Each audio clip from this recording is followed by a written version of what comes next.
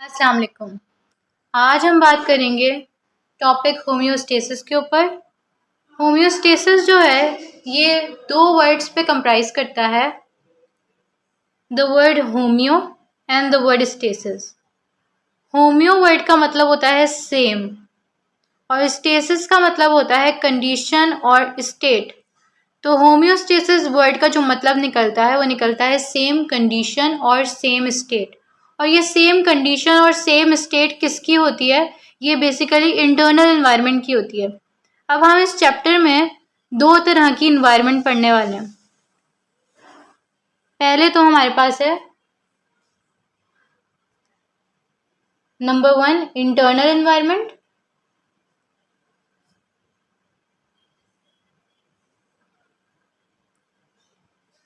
और नंबर 2 हमारे पास है एक्सटर्नल एनवायरनमेंट।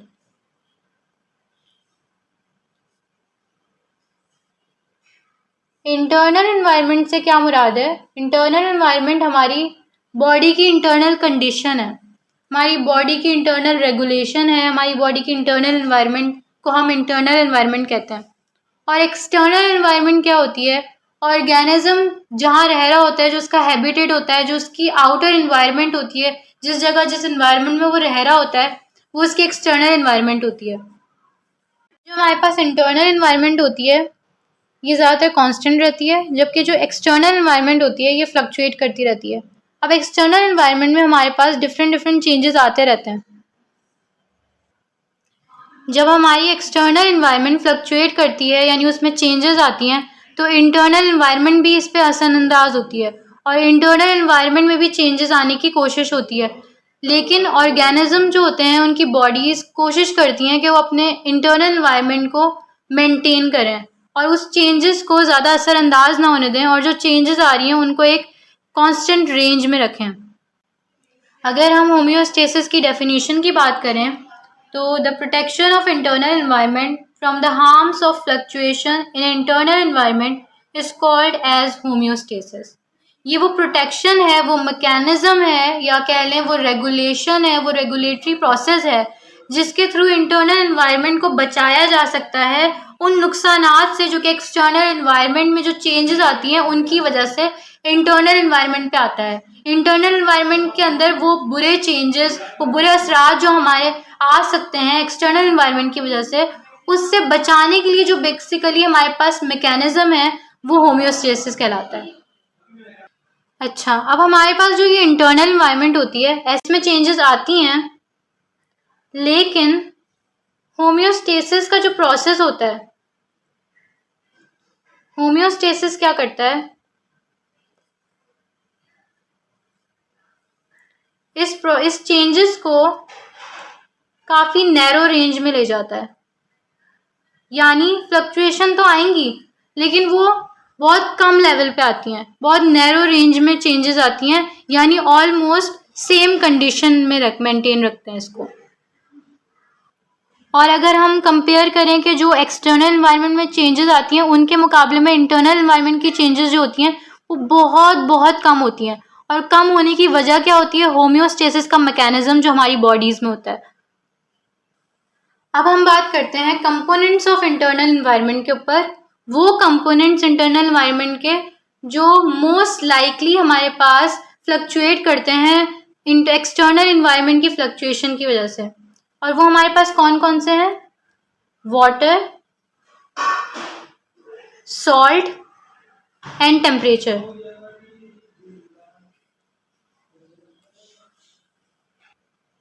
वाटर, सॉल्ट और टेम्परेचर। इसके अलावा हमारे पास कि जो ऑर्गेनिज्म की बॉडी में वो मैकेनिज्म जो कि नाइट्रोजनस हार्मफुल वेस्ट को एलिमिनेट करता है बॉडी से, जो कि डिपेंड करता है on the availability of water, वो भी अफेक्टेड हो जाता है। अच्छा, हमारे पास जो होम्योस्टेसिस का मैकेनिज्म है ये 3 प्रोसेसेस के थ्रू होता है: osmoregulation, thermoregulation and excretion. Osmoregulation हमारे पास रेगुलेट करता है सॉल्ट एंड वाटर को, थर्मोरेगुलेशन हमारे पास रेगुलेट करता है बॉडी टेम्परेचर को, और एक्सक्रीशन हमारे पास जो प्रोसेस होता है that is the process of elimination of nitrogenous waste.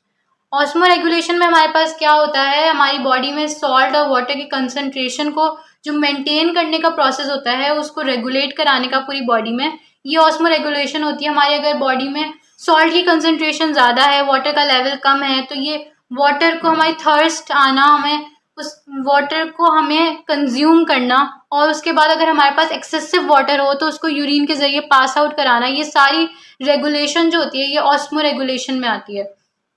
इसके अलावा हमारी बॉडी का टेम्परेचर हाई या लो होना, इसकी रेगुलेशन, गर्मियों में अगर हमारा बॉडी टेम्परेचर हाई हो जाता है तो स्वेटिंग के ज़रिए उसको रेगुलेट करना, उसको ठंडा करना, ये सारे काम थर्मो रेगुलेशन में आते हैं। रेगुलेट करता है हमारा बॉडी टेम्परेचर। एक्सक्रीशन हमारे पास क्या है, हमारी बॉडी में जितने भी हार्मफुल नाइट्रोजनस वेस्ट होते हैं उसकी एलिमिनेशन का जो सिंपली प्रोसेस होता है वो हमारे पास एक्सक्रीशन कहलाता है। अगर मैं होम्योस्टेसिस की एग्जांपल दूं कि ये मैकेनिज्म किस तरह से काम करता है, तो फॉर सपोज अगर कोई इंसान है जो कि किसी ठंडे इलाके में रहता है, तो वो अपने आप को अपने बॉडी टेम्परेचर को मेंटेन करने के लिए, क्योंकि हमारा जो बॉडी टेम्परेचर होता है वो अराउंड 37 सेल्सियस होता है, और अपने बॉडी टेम्परेचर को मेंटेन करने के लिए वो क्या करेगा, क्योंकि उसकी इन्वायरमेंट जो है वो काफ़ी ठंडी है और उसका बॉडी टेम्परेचर क्या होना चाहिए, 37 होना चाहिए। उसको मेंटेन करने के लिए वो क्या करेगा, वो फैटी ग़िज़ाएँ खाएगा, ऐसी चीज़ें खाएगा जिससे उसको गर्माहट मिले, खाना ज़्यादा खाएगा ताकि उसका मेटाबॉलिज्म ज़्यादा बढ़े। इसके अलावा वो गर्म कपड़े पहनेगा, अपना बिहेवियरल जो चेंजेस हैं वो लाएगा अपने अंदर। तो होम्योस्टेसिस इस तरह से वो मेंटेन करेगा। और होम्योस्टेसिस का मतलब ये नहीं है कि वो एक फिक्स बिल्कुल जैसे 37 अगर बॉडी टेम्परेचर नॉर्मल है तो वो 37 एग्जैक्टली ही लाए, लेकिन वो अपने आप को मेंटेन कर सकता है, 37 की रेंज में आ सकता है। तो होम्योस्टेसिस क्या काम करता है बेसिकली, ये एक्सटर्नल एनवायरनमेंट के मुकाबले में एक नैरो रेंज में मेंटेन कराता है बॉडी को। बॉडी की जो इंटरनल फ्लक्चुएशंस होती हैं, ऐसा नहीं होता कि वो बिल्कुल ही फिक्स पॉइंट पे आके रुकें या उसको बिल्कुल रुकवाया जाए, ऐसा नहीं हो सकता।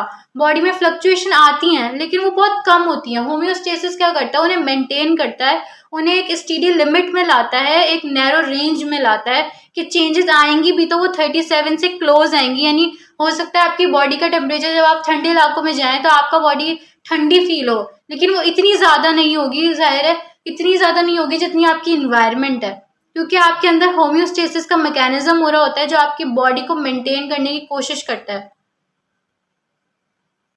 इसी तरह से अगर कोई गर्म इलाके में रहता है तो उसकी जैसे ज़्यादा स्वेटिंग होती है, उसकी वाटर कंजप्शन बिल्कुल कम है, अब उसकी स्वेटिंग हो रही है, उसका पानी की एलिमिनेशन हो रही है, तो होम्योस्टेसिस क्या करेगा, उसकी जो यूरिन वगैरह है उसको बहुत कम कर देगा।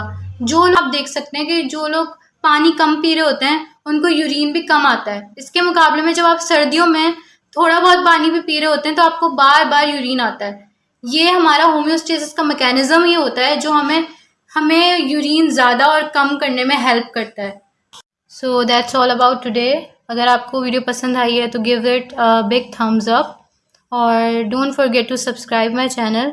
Comment down below if you have any query about it, और आप मुझे टॉपिक्स बता सकते हैं जो आप चाहते हैं कि मैं उन पे वीडियो बनाऊं। Thank you. अल्लाह हाफ़िज़।